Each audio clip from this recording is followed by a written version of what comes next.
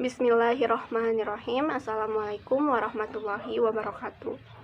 Alhamdulillahirabbil alamin, wassalatu wassalamu ala isrofil anbiya'i wal mursalin wa ala alihi wasahbihi ajmain, amma ba'du. Pertama-tama marilah kita panjatkan puji dan syukur kehadirat Allah Subhanahu wa taala atas rahmat dan hidayahnya kita dapat melaksanakan perkuliahan sejarah peradaban Islam meskipun secara daring. Salawat serta salam senantiasa terlimpah curahkan kepada junjungan kita Nabi Muhammad SAW, kepada keluarganya, sahabat-sahabatnya, tabi'in tabiatnya, dan juga kita selaku umatnya. Amin ya rabbal alamin. Pada kesempatan ini kami dari kelompok 3 akan membahas materi mengenai periode Khulafaur Rasyidin 632 sampai 661 Masehi. Sebelumnya, izinkan saya untuk memperkenalkan anggota dari kelompok 3 terlebih dahulu, yaitu yang pertama ada Alfah Fauziah dengan NIM 11970200006. Lalu ada Fauzi Ahmad Gifari Nugraha dengan NIM 11970200032. Yang ketiga yaitu ada Ira Sukmawati Abidin dengan NIM 11970200045, serta saya sendiri Marwah Sofa Hafizah dengan NIM 11970200052. Adapun submateri yang akan kami bahas dari periode Khulafaur Rasyidin ini, yang pertama yaitu pada poin A, pembentukan kekhilafahan dan sistemnya, lalu pada poin B, tipe kepemimpinan khalifah, dan pada poin C yaitu kontribusi khalifah dalam peradaban Islam. Selanjutnya yaitu pendahuluan dari pengertian Khulafaur Rasyidin. Pasca Nabi Muhammad SAW wafat, status sebagai Rasulullah tidak dapat digantikan oleh siapapun. Akan tetapi, kedudukan Rasulullah SAW sebagai pemimpin kaum muslimin harus tergantikan, sebagaimana diketahui dalam sejarah bahwa pengganti tersebut dinamakan Khulafaur Rasyidin, yang terdiri dari dua kata, yaitu al-khulafah bentuk jama dan khalifah yang berarti pengganti, dan ar-rasyidin ialah berarti benar, halus, arif, pintar, dan bijaksana. Jika digabungkan, Khulafaur Rasyidin ialah berarti pemimpin pengganti Rasulullah SAW yang arif dan bijaksana. Akan tetapi perlu diketahui bahwa jabatan sebagai khalifah di sini bukanlah jabatan warisan turun-temurun sebagaimana yang dilakukan oleh para raja Romawi dari Persia, namun dipilih secara demokratis. Pada masa Khulafaur Rasyidin terhitung selama 30 tahun yang terdiri dari 4 khalifah. Selanjutnya kita memasuki submateri poin A, yaitu pembentukan kekhilafahan dan sistemnya, yang mana pada masa kekhalifahan ini terbagi menjadi 4. Yang pertama yaitu ada masa Abu Bakar dengan masa kekhalifahannya 632 sampai 661 Masehi. Lalu dilanjutkan oleh Umar bin Khattab dengan masa kekhalifahannya yaitu 634 sampai 644 Masehi. Yang ketiga yaitu ada Utsman bin Affan dengan masa kekhalifahannya 644 sampai 656 Masehi. Dan terakhir yaitu Ali bin Abi Thalib dengan masa kekhalifahannya 656 sampai 661 Masehi. Berikut ini merupakan kisah dari sebelum terpilihnya khalifah pertama, yaitu pada saat Rasulullah SAW wafat pada 2 Rabiul Awal 11 Hijriah tanpa meninggalkan surat wasiat kepada seseorang untuk meneruskan kepemimpinannya atau kekhalifahannya. Pada saat itu terjadi perdebatan di antara kaum Muhajirin dan kaum Ansor, di mana keduanya ini sama-sama merasa paling berhak untuk menjadi penerus Nabi. Kaum Ansor beranggapan bahwa mereka telah banyak membantu perjuangan Nabi Muhammad SAW, terutama pada saat hijrah ke Madinah. Sedangkan untuk kaum Muhajirin sendiri yang berasal dari suku Quraisy, yang mana suku Quraisy itu merupakan yang sejak dulunya selalu menjadi pimpinan dari bangsa Arab. Lalu kaum Ansor mengadakan pertemuan di Bani Saidah Madinah. Pada pertemuan tersebut, kaum Ansor ini membahas mengenai pimpinan umat selanjutnya, dan dari hasil musyawarah ditetapkan yaitu Sa'ad bin Ubadah. Saat itu kaum Muhajirin yang sedang mengurus pemakaman Nabi Muhammad SAW merasa terkejut mendengar berita tersebut. Nah, jadi untuk menghindari perselisihan antara kedua kaum ini, Abu Bakar, lalu Umar bin Khattab dan Abu Ubaidah menemui kaum Ansor untuk membicarakan perihal hal tersebut. Dan dilakukanlah kembali musyawarah untuk memilih pimpinan yang akan menjadi khalifah. Dari golongan-golongan ini memiliki calonnya masing-masing, yaitu ada dari kaum Ansor mencalonkan Sa'ad bin Ubadah, lalu dari Umar bin Khattab dan Abu Ubaidah ini menyalonkan Abu Bakar dengan alasan bahwa Abu Bakar ini dipercaya oleh Rasulullah untuk menjadi imam saat beliau sakit, yang mana sholat itu merupakan yang tegaknya agama. Dan Abu Bakar sendiri ini menyalonkan Umar bin Khattab dan Abu Ubaidah, tetapi kedua tokoh tersebut menolak usulan itu. Untuk menghindari perdebatan secara terus-menerus, maka Umar bin Khattab mengambil tindakan yang tegas, yaitu dengan langsung membaiat Abu Bakar. Diikuti juga oleh Abu Ubaidah yang langsung menjabat tangan beliau dan juga membaiat Abu Bakar, dan diikuti oleh seluruh orang yang hadir pada saat musyawarah itu berlangsung. Kemudian pada di Masjid Nabawiyah, Abu Bakar dibaiat di depan khalayak umum sebagai pemimpin umat, pengganti pimpinan Nabi Muhammad SAW pada saat itu. Dengan semangat ukhuwah Islamiyah, terpilihlah Abu Bakar. Beliau adalah orang Quraisy yang merupakan pilihan ideal karena sejak pertama menjadi pendamping Nabi. Beliau juga merupakan sahabat yang paling memahami risalah Nabi Muhammad SAW. Bahkan beliau juga termasuk ke dalam kelompok As-Sabiqun Al-Awwalun yang merupakan orang-orang yang masuk Islam pada masa awal kenabian Nabi Muhammad SAW dan juga memperoleh gelar Abu Bakar Asy-Siddiq. Selanjutnya yaitu Khalifah Abu Bakar Asy-Siddiq dengan masa kekhalifahan 632 sampai 634 Masehi. Abu Bakar memiliki nama lengkap ialah Abdullah bin Abi Quhafah Tamimi. Beliau memangku jabatan khalifah selama 2 tahun lebih sedikit yang dihabiskannya terutama untuk mengatasi berbagai masalah dalam negeri yang muncul akibat wafatnya Nabi. Kebijakan Abu Bakar selama memimpin yaitu mengirimkan pasukan di bawah pimpinan Usamah ke Romawi, yang merupakan rencana yang belum terrealisasikan saat Nabi Muhammad SAW masih hidup. Lalu memberantas pembangkang zakat yang merupakan salah satu masalah dalam negeri yang muncul setelah wafatnya Nabi. Lalu juga ada melakukan perang Riddah, yang mana dalam pelaku yang diperanginya ini merupakan orang-orang yang murtad, yaitu tidak mau membayar zakat.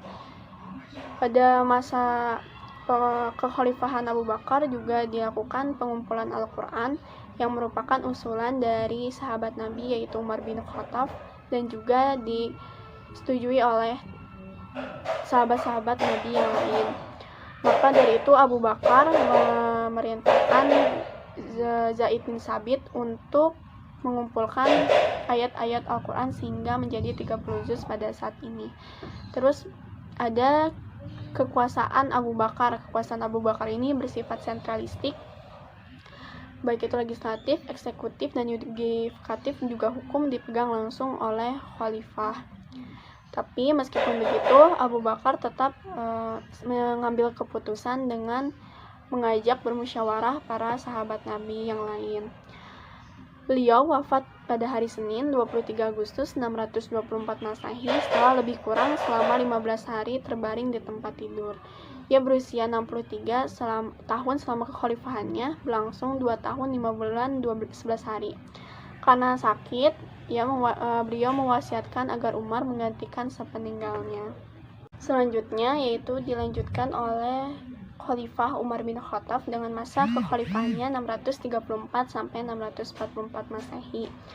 Umar bin Khattab ini menjadi khalifah menjelang wafatnya Abu Bakar, di mana beliau diberikan wasiat oleh Abu Bakar untuk meneruskan kepemimpinan dan disetujui pula oleh sahabat Nabi yang lain. Umar bin Khattab ini memiliki nama lengkap Umar bin Khattab bin Nufail, yang merupakan keturunan Abdul Uzza al-Quraisy dari suku Adi, salah satu suku yang terpandang mulia. Umar dilahirkan di Makkah 4 tahun sebelum kelahiran Nabi Shallallahu Alaihi Wasallam. Umar masuk Islam pada tahun kelima setelah kenabian dan menjadi salah satu sahabat terdekat Nabi Muhammad Shallallahu Alaihi Wasallam. Kemudian oleh Rasulullah dijadikan sebagai tempat rujukan oleh Nabi mengenai hal-hal yang penting. Beliau juga dapat memecahkan masalah yang rumit tentang siapa yang berhak menggantikan Rasulullah dalam memimpin umat setelah wafatnya Rasulullah Shallallahu Alaihi Wasallam. Umar bin Khattab ini menyebut dirinya Khalifati Rasulillah atau pengganti dari pengganti Rasulullah. Ia juga mendapat gelar Amil al-Mu'minin, komandan orang-orang yang beriman. Sehubungan dengan penaklukan-penaklukan yang berlangsung pada masa pemerintahannya, Khalifah Umar juga meletakkan prinsip-prinsip demokratis dalam pemerintahannya dengan membangun jaringan pemerintahan sipil yang sempurna. Pada masa kekhalifahannya, Umar bin Khattab ini dikenal sebagai pemimpin yang pemberani, tegas, dan sangat peduli dengan rakyatnya. Beliau juga sering mengelilingi rakyatnya untuk memeriksa apakah ada yang sakit, ataupun yang kelaparan, ataupun yang kesusahan. Nah, pada masa kekhalifahan Umar juga, Islam mengalami kemajuan yang sangat pesat. Kekuasaan Islam meliputi Jazirah Arab, Palestina, Suriah, dan juga sebagian Persia dan Mesir. Beliau membagi daerah ini menjadi provinsi, di mana provinsi ditunjuk satu gubernur. Nah, setiap provinsi tersebut memiliki struktur administratif masing-masing yang terdiri dari gubernur, sekretaris wilayah, perwira militer, dinas perpajakan yang juga menjadi petugas zakat, pejabat keuangan negara, dan dinas kehakiman. Nah, Umar juga berjasa meletakkan dasar negara dan mengesahkan ketentaraan, kepolisian, pekerja umum, hingga sistem kehakiman. Umar bin Khattab juga mengadakan hisbah atau pengawasan terhadap pasar, membangun pusat pengawasan terhadap takaran atau timbangan, dan mencetak uang negara, serta mendirikan Bait Atmal. Departemen yang dibangun antara lain Departemen Pajak dan Tanah dan Departemen Keuangan. Kepada kelompok non-muslim, Umar memberikan kemerdekaan beragama. Lalu salah satu peninggalannya yang abadi yakni sistem kalender Islam atau Almanak Hijrah. Sistem ini mengawali tahun di tanggal 1 Muharram mulai dihitung saat peristiwa hijrah.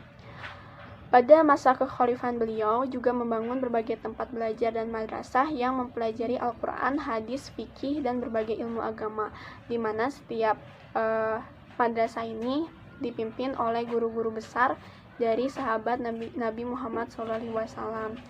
Lalu juga kebijakan pembangunan masjid, yaitu dengan membangun masjid besar di pusat kota dan juga satu masjid di setiap kampung dan suku, juga memperluas Masjidil Haram dan juga Masjid Nabawi.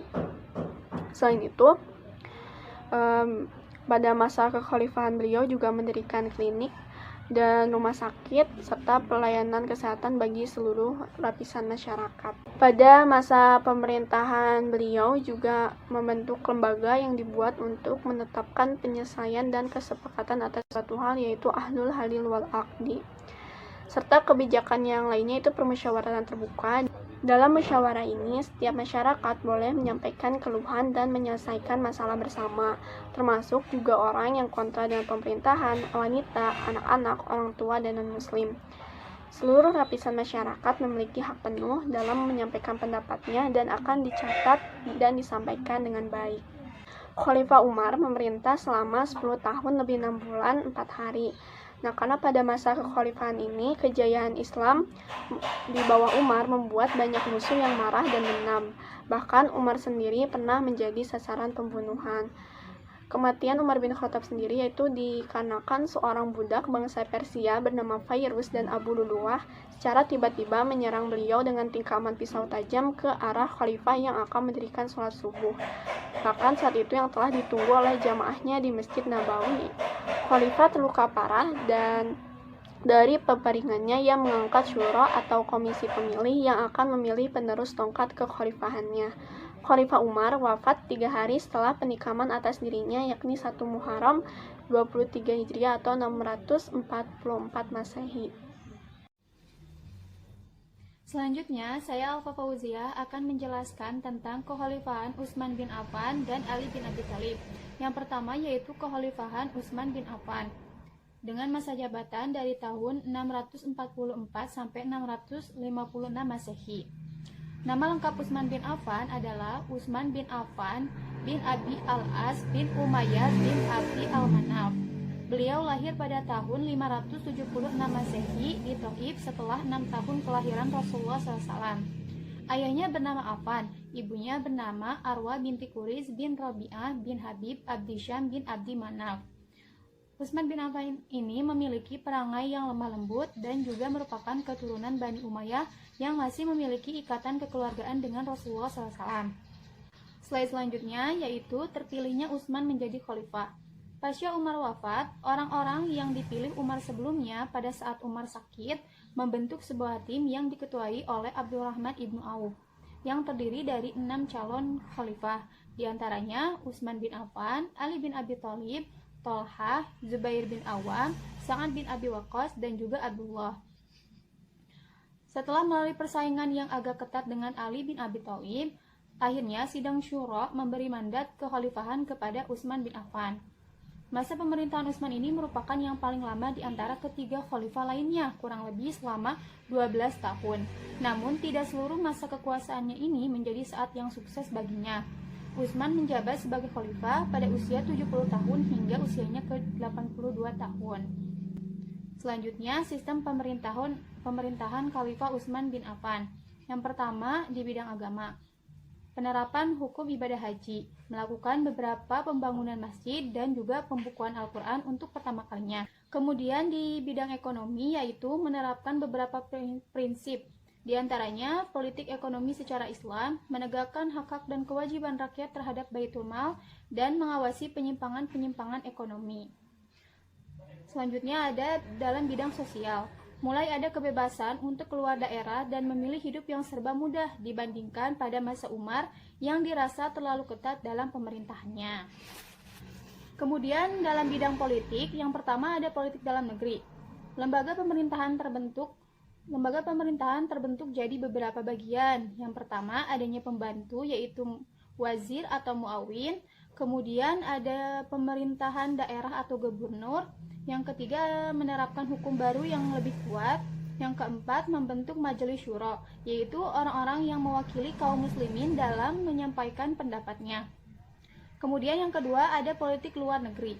Melaksanakan politik ekspansi hingga bisa menaklukkan banyak daerah dan menambah wilayah kekuasaan bagi Islam sendiri. Dan slide selanjutnya yaitu akhir pemerintahan Khalifah Utsman bin Affan. Pemerintahan Utsman ini terdiri dari 2 periode, masing-masing itu 6 tahun. Pada periode kedua terjadi banyak pemberontakan, akibat jabatan-jabatan pemerintahan banyak diisi oleh keluarga Utsman bin Affan sendiri. Pada tahun 655 Masehi, sekitar 1.500 orang datang ke Madinah untuk protes, namun tidak ditanggapi. Akibatnya terjadi pemberontakan besar, dan hal itu diprovokasi juga oleh Abdullah bin Saba, yakni orang Yahudi yang berpura-pura masuk Islam. Akhirnya, Utsman meninggal dunia setelah rumahnya dikepung dan salah seorang pemberontak bernama Al-Ghafiqi berhasil masuk lewat atap rumah Utsman. Selanjutnya, saya akan menjelaskan tentang kekhalifahan Ali bin Abi Thalib. Khalifah Ali bin Abi Thalib ini menjabat dari mulai tahun 656 sampai 661 Masehi. Nama lengkapnya Ali bin Abi Thalib bin Abdi Manaf bin Abdul Muthalib bin Hashim bin Abdi Manaf bin Qusay bin Kilab bin Murrah bin Ka'ab bin Lu'ay bin Ghalib bin Fir bin Malik. Beliau dilahirkan di kota Mekah pada tahun 599 Masehi. Kehidupan ekonomi keluarga Abu Thalib pada saat itu serba kekurangan sehingga Nabi Muhammad SAW berinisiatif mengasuh dan mengangkat Ali sebagai putranya. Pada usia 9 tahun, Ali telah menerima agama Islam, dan Nabi mulai mengajarkan berbagai pendidikan Islam, sehingga Ali tumbuh menjadi pribadi yang pandai, bijaksana, dan tunduk terhadap Islam. Serta kemudian, ia juga telah dipercaya sebagai pemegang panji-panji Islam dalam peperangan melawan kafir Quraisy. Selanjutnya, terpilihnya Ali bin Abi Thalib sebagai khalifah. Tentunya, suara terbanyak dari yang berkuasa setelah Utsman adalah Ali. Ali mendapat dukungan dari sahabat senior dan juga kelompok pemberontak pada masa Khalifah Utsman bin Affan. Orang yang pertama kali membaiat Ali sebagai khalifah ini adalah Zubair. Kemudian mulai diikuti oleh kaum Muhajirin dan juga kaum Ansor. Awalnya Ali itu menolak, namun akibat berbagai desakan dari berbagai kelompok yang merasa Ali ini cocok menjadi seorang pemimpin, akhirnya Ali pun bersedia diangkat menjadi khalifah menggantikan Utsman bin Affan. Kemudian ada sistem pemerintahan Khalifah Ali bin Abi Thalib. Yang pertama di bidang agama. Pada masa Khalifah Ali bin Abi Thalib ini tidak terlihat perkembangan dalam pendidikan Islam, pendidikan agama, karena banyak terjadi kekacauan politik dan pemberontakan, sehingga perhatiannya itu lebih terfokus pada pertahanan keamanan dalam pemerintahan. Kemudian selanjutnya ada bidang ekonomi.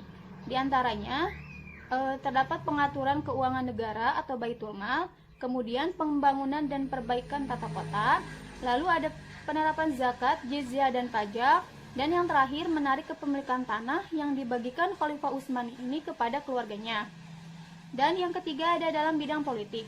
Ali mulai melakukan penyusunan ulang jabatan pemerintahan, memecat para gubernur yang korupsi, dan mulai merapihkan serta mengamankan dokumen-dokumen kerahasiaan negara. Dan yang ketiga ada dalam bidang politik. Ali mulai melakukan penyusunan ulang jabatan pemerintahan, memecat para gubernur yang korupsi, dan mulai merapihkan serta mengamankan dokumen-dokumen kerahasiaan negara. Dan yang selanjutnya yaitu akhir pemerintahan Ali bin Abi Thalib. Awal mula akhir pemerintahan Ali ini terjadinya pertempuran besar yang dikenal dengan nama Perang Siffin. Perang Siffin ini adalah perang antara pemerintahan Ali dengan Muawiyah atau golongan dari keluarga Utsman bin Affan. Perang ini diakhiri dengan tahkim atau arbitrase. Namun hal itu tidak menyelesaikan masalah, bahkan menyebabkan munculnya golongan Al-Khawarij, yaitu orang-orang yang keluar dari barisan Ali bin Abi Thalib. Akibatnya, di ujung masa pemerintahan Ali ini, umat Islam terpecah menjadi 3 kekuatan politik. Yang pertama yaitu ada Muawiyah, yaitu golongan dari keluarga Utsman. Yang kedua yaitu Syiah, yang merupakan pengikut Ali. Dan yang ketiga itu Al-Khawarij, orang-orang yang keluar dari barisan Ali. Munculnya kelompok Al-Khawarij ini menyebabkan tentara Ali semakin melemah, sementara Muawiyah semakin kuat. Akhirnya sebuah rencana pembunuhan dilakukan oleh kaum Al-Khawarij yang tidak suka dengan keputusan Ali. Dikisahkan, salah seorang pengikut Al-Khawarij bernama Abdurrahman bin Muljam memberikan sebuah pukulan yang hebat kepada Ali ketika beliau akan melakukan azan di masjid. Dan pukulan itu membuat Khalifah Ali mengalami luka yang sangat fatal dan akhirnya wafat pada sekitar tanggal 17 Ramadan 40 Hijriah, dan itulah akhir masa jabatan Khalifah Ali bin Abi Thalib. Bismillahirrahmanirrahim. Assalamualaikum warahmatullahi wabarakatuh. Perkenalkan, saya Ira Sukmawati Abidin. Sekarang saya mau menyampaikan materi tentang tipe kepemimpinan khalifah yang mana akan dibahas, dan silahkan sambil lihat PowerPoint-nya. Kita akan mulai terlebih dahulu dari Khalifah Abu Bakar As-Siddiq. Jadi kalau berbicara masalah tipe kepemimpinan Abu Bakar, beliau itu bersifat sentral. Nah, kekuasaannya sama ya, legislatif, eksekutif, dan yudikatif. Tapi pusatnya ada di tangan Khalifah, dan walaupun kepemimpinannya bersifat sentral, tapi untuk memutuskan segala sesuatu, Abu Bakar selalu meminta para sahabat untuk ikut serta dalam musyawarah. Sementara di slide selanjutnya kita bisa lihat kebijakan. Kebijakan apa saja yang dilakukan Abu Bakar selama kepemimpinannya? Di antaranya adalah salah satu visinya untuk menjaga keutuhan kaum muslimin. Karena kan pasca Rasulullah Shallallahu Alaihi Wasallam wafat itu timbul masalah-masalah baru seperti adanya perpecahan, kemudian timbulnya nabi palsu, dan lain sebagainya. Nah, terpilihnya Abu Bakar sebagai khalifah itu diharapkan menjadi salah satu solusi atas hadirnya masalah-masalah tersebut. Nah, banyak sekali permasalahannya, terutama ada orang-orang yang murtad lagi.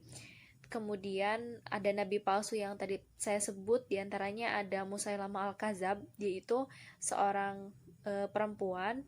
Kemudian dia tuh seorang dari Yaman yang punya pengaruh besar di Yaman.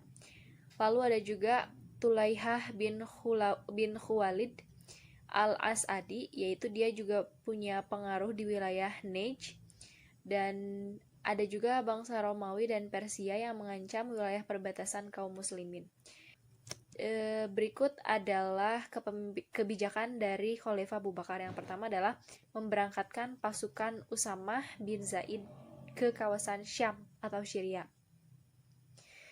Di mana saat memberangkatkan, Abu Bakar memberikan pesan untuk mengindahkan atau menaati seluruh peraturan perang Islam, yaitu tidak berkhianat, tidak menyembunyikan harta rampasan perang sebelum dibagikan, tidak ingkar janji, lalu tidak memusuhi tubuh musuh, dan tidak membunuh anak kecil, orang tua, wanita, tidak boleh merusak pohon kurma, dan tidak boleh menebang pohon, tidak boleh menyembelih binatang kecuali untuk dimakan, tidak boleh mengganggu orang yang berada di tempat ibadah mereka, dan lain-lain. Nah, setelah 2 bulan melakukan ekspedisi ke kawasan Syam, maka pasukan tersebut kembali lagi ke Madinah dengan membawa keberhasilan, yaitu menggertak pasukan Romawi.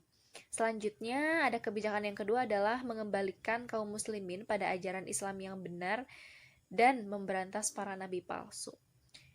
Nah, nabi palsu itu adalah orang-orang yang muncul setelah kematian Rasulullah, dan mereka menganggap dirinya adalah penerus dari kekhalifahan, ya, tanpa disetujui sebelumnya atau tanpa dibaiat sebelumnya, mereka mengaku-ngaku.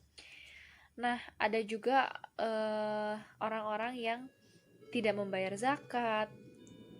Kemudian ya, dalam kebijakannya Abu Bakar berusaha untuk memerangi agar yaitu tercapai kerukunan antar umat Islam. Nah, ada juga di sini diceritakan bahwa untuk memerangi orang-orang yang murtad atau keluar dari ajaran Islam, itu dilakukan sampai peperangan, ya, namanya adalah perang Yamamah. Di sana pada akhirnya kaum muslimin menang, tetapi yang disayangkan adalah adanya penghafal Quran yang gugur dalam peperangan. Kemudian kebijakan yang ketiga adalah mengumpulkan Al-Quran dalam satu mushaf. Jadi kalau kita ingat bahwa di masa Umar dan Utsman nantinya adalah penyatuan mushaf atau menyatukan menjadi satu mushaf dari lembaran-lembaran Al-Quran, itu terjadi secara besar-besaran. Awalnya itu dilakukan di masa Abu Bakar terlebih dahulu, di mana pada perang Yamamah itu kan terjadi saat 12 Hijriyah dan terdapat 70 penghafal Quran dari sahabat yang gugur. Nah, karena itu Umar bin Khattab itu sangat khawatir kalau misalnya peperangan di tempat lainnya akan membunuh banyak lagi penghafal Quran. Yang ditakutkan ketika penghafal Qurannya wafat, nanti yang terjadi adalah hadirnya banyak dalil-dalil palsu. Akhirnya Abu Bakar As-Siddiq pada masa kepemimpinannya melakukan penyatuan Al-Quran yang diprakarsai oleh Zaid bin Sabit. Setelah mengamankan negeri dari berbagai pemberontakan nabi palsu, orang-orang yang murtad, orang-orang yang tidak membayar zakat, kemudian di masa kekhalifahan Abu Bakar itu berinisiatif untuk memberangkatkan pasukan, yaitu untuk mensyiarkan Islam terlebih. Nah, di mana pada wilayah ini Khalid bin Walid itu ditunjuk sebagai pemimpin pasukan. Selanjutnya adalah kekhalifahan Umar bin Khattab, di mana tipe pemerintahannya itu adalah memberikan keadilan dan kejujuran kepada masyarakat serta meletakkan dasar-dasar negara yang bersifat demokratis, karena Umar beranggapan bahwa rakyat mempunyai hak dan kesempatan yang sama dalam campur tangan di pemerintahan. Yang pertama, kekuasaannya adalah memisahkan kekuasaan secara terpisah, di mana untuk pertama kali dalam sejarah Islam Umar memulai kekuasaan antara legislatif dan yudikatif juga eksekutif. Dengan demikian, jauh sebelum lahirnya trias politika, Umar bin Khattab telah mengatur administrasi pemerintahan dengan sempurna. Selanjutnya, sistem pemerintahannya adalah dengan menaklukkan beberapa negara seperti Irak, Iran, dan Syria, Palestina, Mesir dalam waktu yang singkat, yaitu selama 10 tahun kekhalifahannya. Oleh sebab itu, Umar bin Khattab menyempurnakan sistem pemerintahan yang telah dijalankan pada masa sebelumnya, yaitu masa Abu Bakar As-Siddiq. Selanjutnya, Umar juga mendirikan pengadilan untuk memisahkan lembaga yudikatif dan eksekutif. Kemudian, salah satu sistem pemerintahan yang sangat penting adalah membentuk majelis permusyawaratan yang anggota-anggotanya terdiri dari suku Aus dan suku Khazraj yang berfungsi sebagai lembaga legislatif. Penataan birokrasi pemerintahannya berupa membangun jaringan pemerintahan sipil yang sempurna tanpa memperoleh contoh yang sebelumnya, sehingga ia pantas mendapatkan julukan peletak dasar atau pembangun negara modern. Wilayah negara terdiri atas provinsi-provinsi yang berotonom utuh, kemudian pemerintahannya bergelar, para petingginya bergelar amir, dan di setiap provinsi berlaku adat kebiasaan setempat selama tidak bertentangan dengan pemerintahan pusat. Pada amir ataupun gubernur provinsi, para pejabat distrik yang diangkat melalui pemilihan, dan pemerintahan Umar menjamin hak setiap orang dan hak orang-orang yang menggunakan kemerdekaan dengan seluas-luasnya. Khalifah tidak memberikan hak istimewa tertentu pada golongan tertentu. Untuk struktur kepemerintahannya, teman-teman bisa lihat di slide 33. Di sana ada bagannya, dan di sebelah kanan itu bisa dibaca sendiri bahwa khalifah berfungsi sebagai kepala negara, kemudian yudikatif berfungsi sebagai lembaga peradilan, majelis syuro berfungsi sebagai badan legislatif, sekretaris berfungsi sebagai menjelaskan urusan penting, al-ahdas itu yang bertugas menjaga keamanan dan ketertiban masyarakat, mungkin kalau sekarang polisi ya. Kemudian an-nafi'ah yaitu berfungsi sebagai penangani masalah-masalah pembangunan fasilitas umum dan sosial.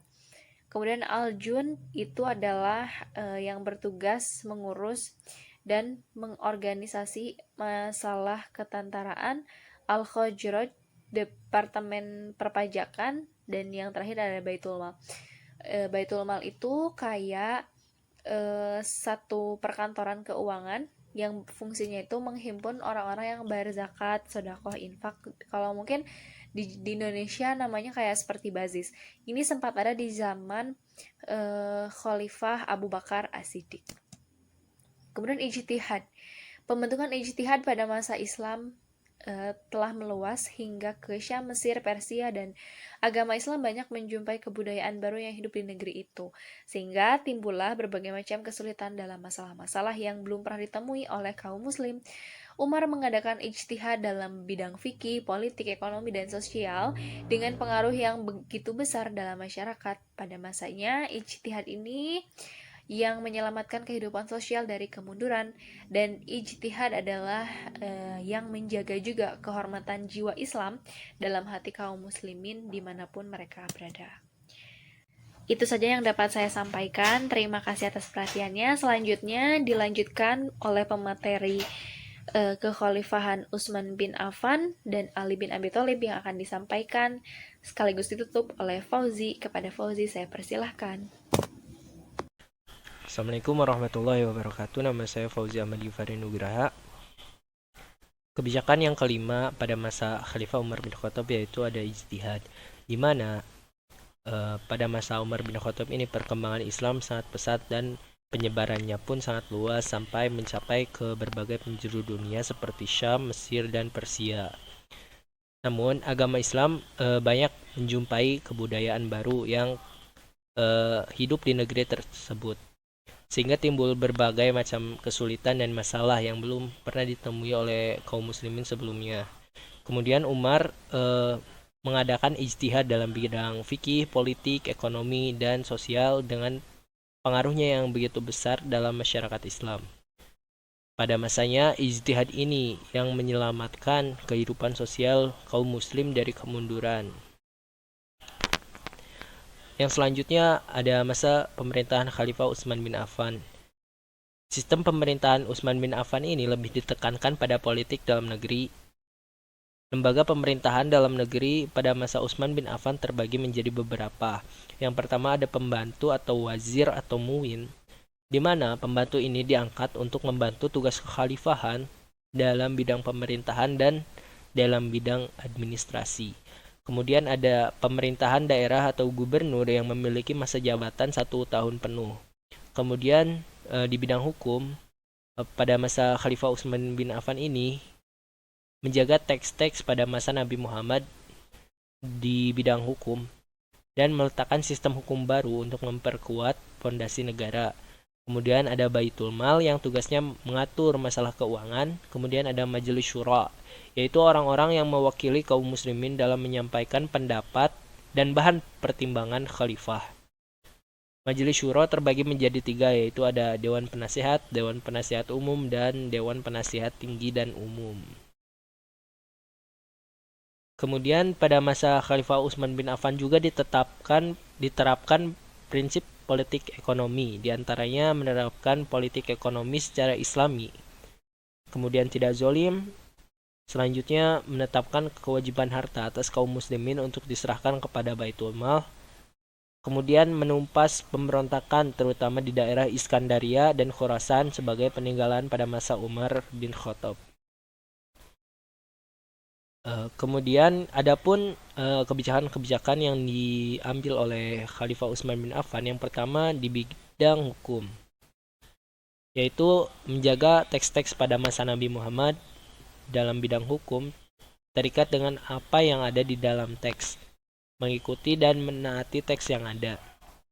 Kemudian meletakkan sistem hukum baru yang memperkuat fondasi negara Islam yang semakin luas dan menghadapi hal-hal yang baru yang tambah beraneka ragam.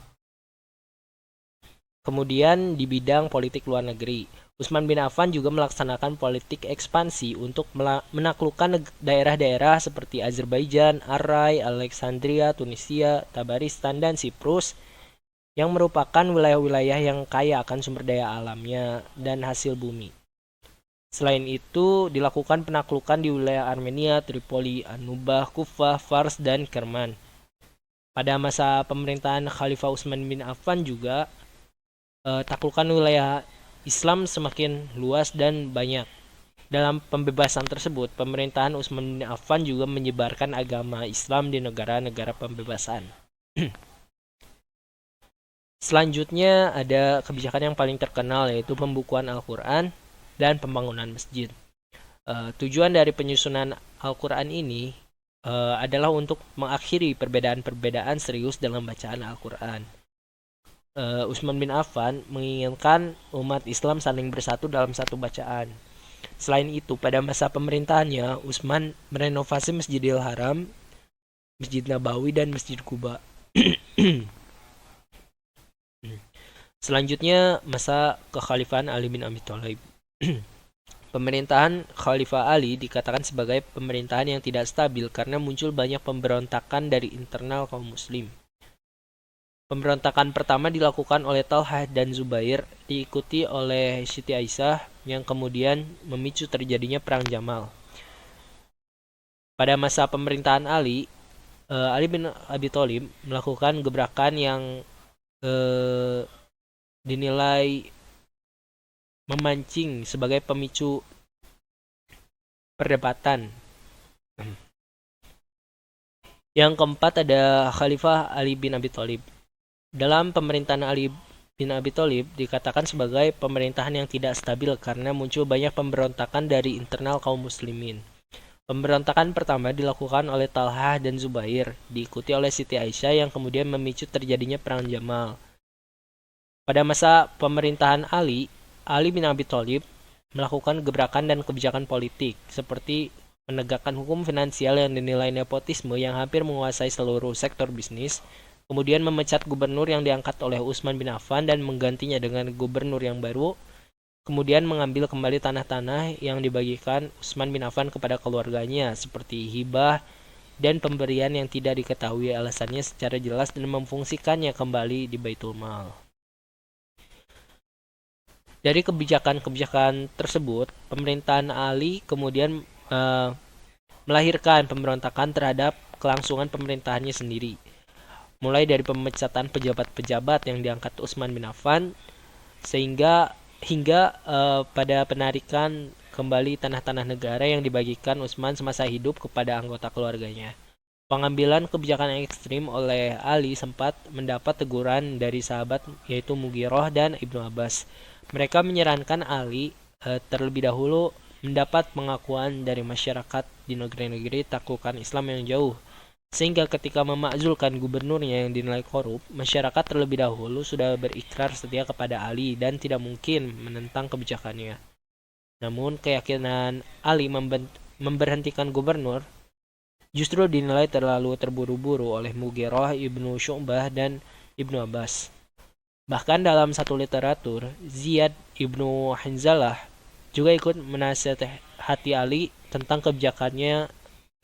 Setelah itu, masyarakat yang masih setia pada gubernur seperti Muawiyah bin Abu Sofyan justru melakukan pemberontakan terhadap pemerintahan Ali bin Abi Thalib.